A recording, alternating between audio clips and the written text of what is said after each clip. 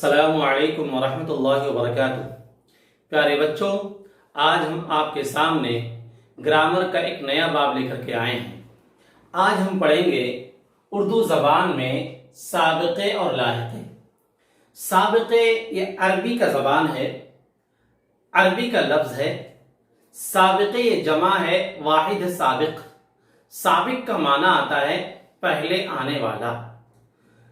آپ استاد ہوں کسی اسکول میں یا ہیڈ ماسٹر ہوں، کوئی ٹیچر یا ہیڈ ماسٹر کے ریٹائر ہونے کے بعد اردو زبان میں کہتے ہیں سابق استاد، سابق ہیڈ ماسٹر، یعنی وہ استاد وہاں کا پہلے ٹیچر تھا یا وہ شخص اس اسکول میں پہلے ہیڈ ماسٹر تھا، لیکن اب ریٹائر ہو گیا تو سابق ہیڈ ماسٹر ہو گیا اور سابق ٹیچر ہو گیا۔ ایسے ہی لاحقے یہ عربی کا لفظ ہے، یہ جمع ہے واحد لاحق۔ لاحق کہتے ہیں بعد میں آنے والے کو۔ مسجد میں امام صاحب نماز پڑھتے ہیں، جماعت کھڑی ہو گئی، وہ شخص جو تاخیر سے امام کے ساتھ جماعت میں شریک ہوا ہو، جس کی 1 رکعت 2 رکعت یا 3 رکعت چھوٹ گئی ہو، تو ایسے شخص کو لاحق کہا جاتا ہے، یعنی بعد میں آنے والا شخص۔ تو سابق مینس پہلے آنے والا اور لاحق مینس بعد میں آنے والا۔ اردو زبان میں ایک مستقل گرامر کا ایک حصہ ہے سابقے اور لاحقے، اور یہ مرکب الفاظ کا نام ہے۔ 2 لفظ ہوتے ہیں الگ الگ، ان دونوں کو جوڑ کر کے ایک لفظ بنا لیا جاتا ہے، تو ایک کو سابقے بولیں گے اور دوسرے کو لاحقے بولیں گے۔ آئیے تفصیل سنتے ہیں ہم۔ سابقے کی تعریف: ایک حرف یا چند حروف کا وہ مجموعہ جو کسی بامعنی لفظ کے شروع میں لگانے سے ایک نیا لفظ بن جائے، اسے سابقہ یعنی پریفکس کہتے ہیں، جیسے نا، بے، ان، با وغیرہ۔ نا پلس کام ناکام، بے پلس کار بیکار۔ سابقہ کی تعریف یہ ہے کہ ایک حرف یا چند حروف کا مجموعہ جو کسی بامعنی لفظ کے شروع میں لگا دینے سے ایک نیا لفظ بن جائے، تو ایسے الفاظ کو سابقہ بولتے ہیں۔ جیسے مثال کے طور پر نا ہے ایک لفظ ہے، بے ہے ایک لفظ ہے، ان ایک لفظ ہے، با ایک لفظ ہے۔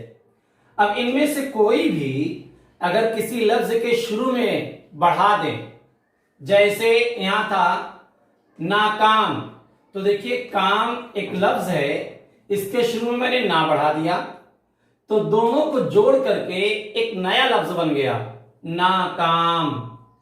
بیکار، بے الگ تھا، کار الگ تھا، ان دونوں کو جوڑ کر کے ہم نے ایک نیا لفظ بیکار بنا لیا۔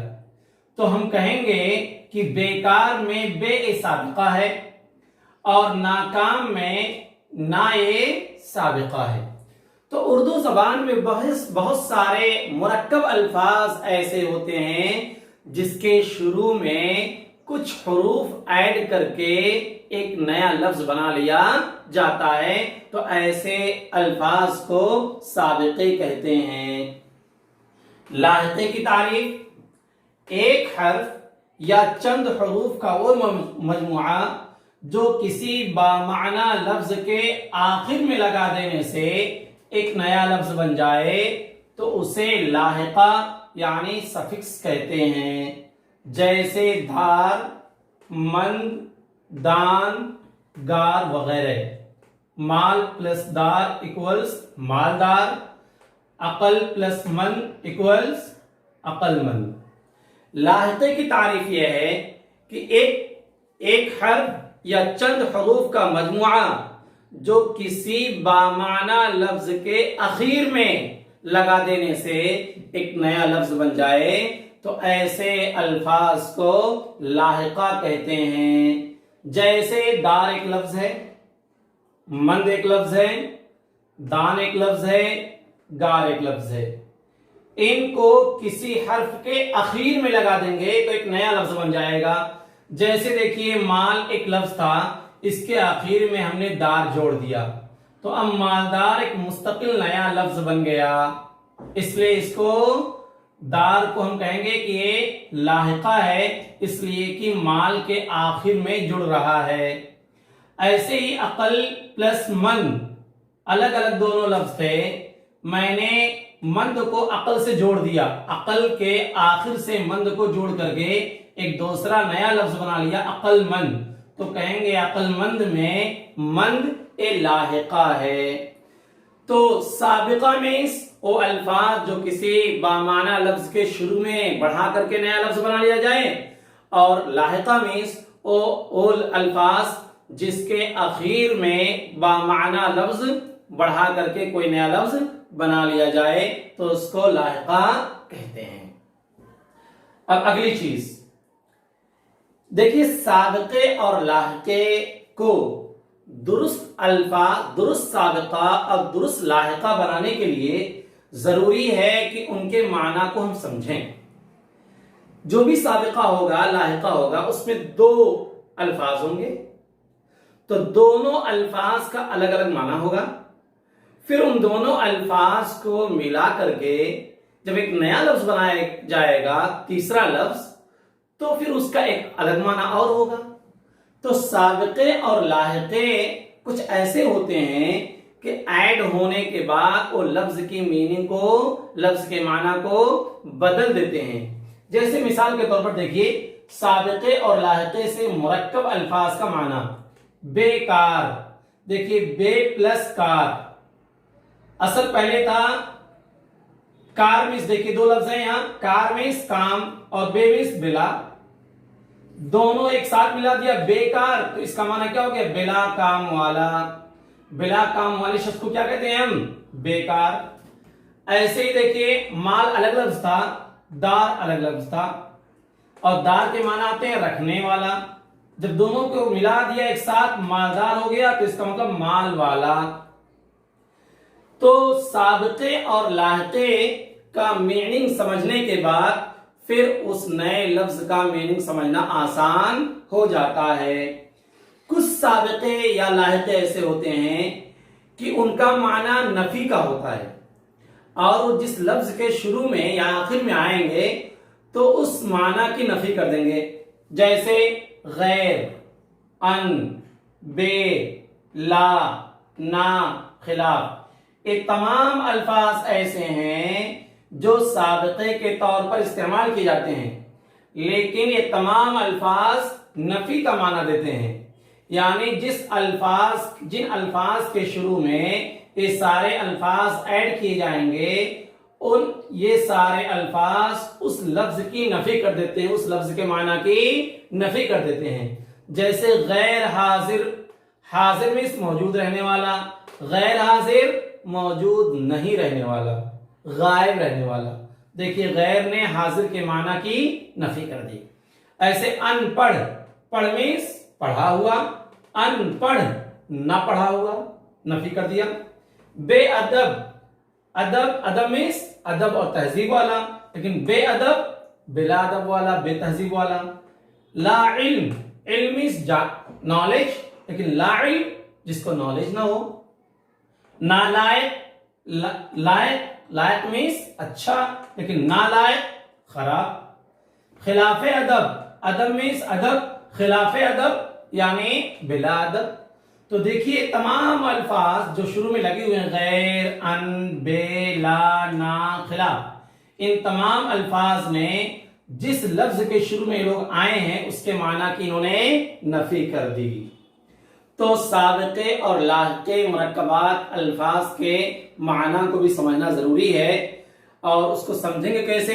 ہر ایک کو جو دو لفظوں سے جڑ کر کے ایک نیا لفظ بنا ہے تو پہلے الگ الگ معنی سمجھیے، اور پھر جوڑنے کے بعد کیا معنی بنتا ہے اس کو بھی سمجھیے، تو سابقے اور لاحقے کے مرکبات کا معنی آپ کو سمجھ میں آ جائیں گے۔ تیسری چیز، صحیح سابقے اور لاحقے کا معیار۔ اسٹوڈنٹ، طالب علم کبھی کبھی سابقے اور لاحقے بنانے میں غلطی کرتے ہیں، گڑبڑ کرتے ہیں۔ جیسے مثال کے طور پر میں ایک سوال دے دوں بچوں سے، کہوں کہ نا سابقہ کے ذریعے سے ایک نیا لفظ بنائیے، یعنی نا کا لفظ کسی دوسرے لفظ کے شروع میں جوڑ کر کے ایک نیا لفظ بنائیے۔ اب بچے نے مثال دیا نام، ناک، میں نے دیکھا تو میں نے کہا بھائی تو رونگ ہے، دیکھیے کراس، نام اے نا کے سابقے کی مثال نہیں بن سکتی، ناک اے نا کے سابقے کی مثال نہیں بن سکتی۔ بچہ کہے گا، طالب علم کہے گا کہ سر نا یہاں شروع میں موجود ہے، یہاں بھی شروع میں موجود ہے، تو ہو گیا سابقے نا کی مثال۔ تو میں کہوں گا یس، آپ کو سمجھنے میں تھوڑی سی کمی ہے، آپ ذرا سمجھیے، دیکھیے صحیح سابقے اور لاحقے کا معیار کیا ہے۔ معیار یہ ہے کہ اگر سابقے یا لاحقے کو جس لفظ کے ساتھ جوڑے ہیں وہ لفظ بھی ایک لفظ ہونا چاہیے، بامعنی ہونا چاہیے۔ اگر ہم آپ بے معنی لفظ کے ساتھ جوڑ کر کے سابقہ یا لاحقہ بنائیں تو سابقہ اور لاحقے کی مثال صحیح نہیں ہوگی۔ جیسے نالائق، نالائق میں نا یہ سابقہ ہے، اس لیے کہ اگر میں نا کو الگ کر دوں تو ایک بامعنی لفظ یہاں لائق بنتا ہے، تو اس کا مطلب نالائق کی مثال نا سابقے میں چل جائے گی، درست ہو جائے گی۔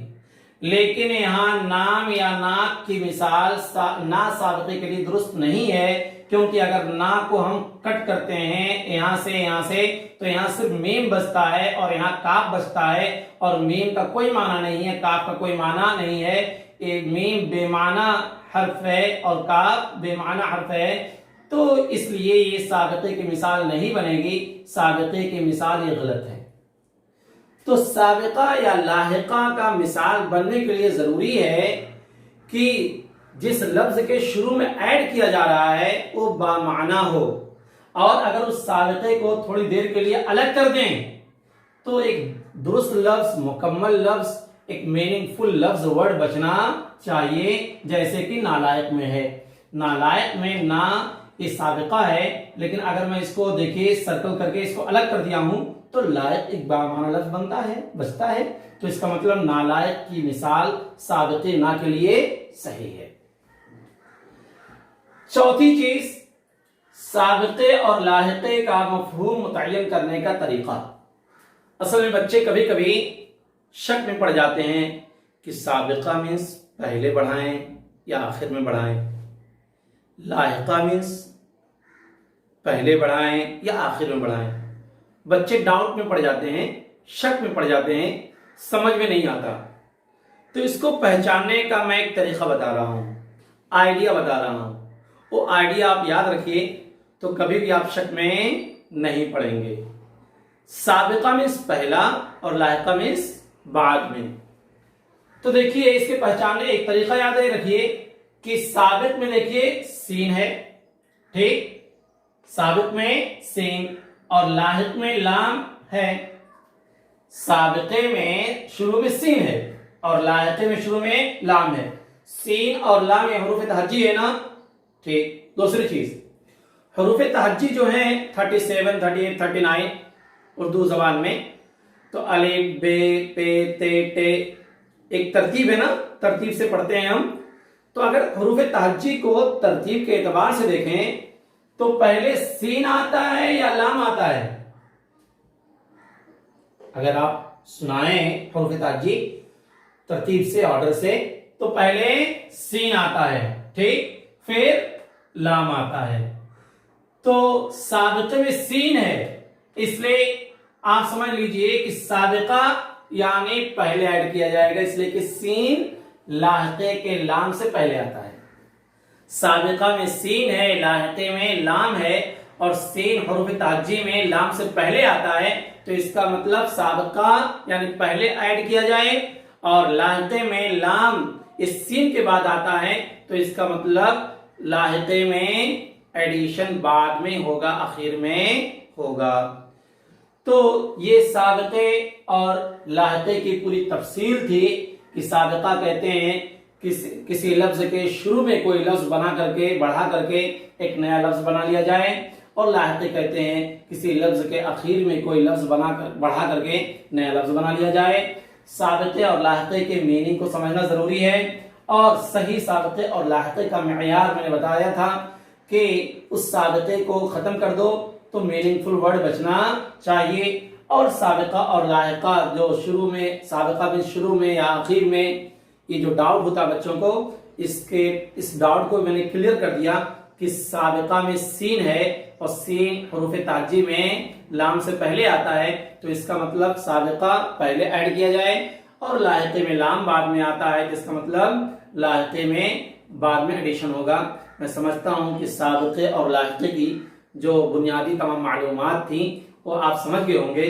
اس طرح کے اردو زبان میں سینکڑوں الفاظ آتے ہیں جو سابقے اور لاحقے سے مرکب ہوتے ہیں۔ السلام علیکم ورحمۃ اللہ۔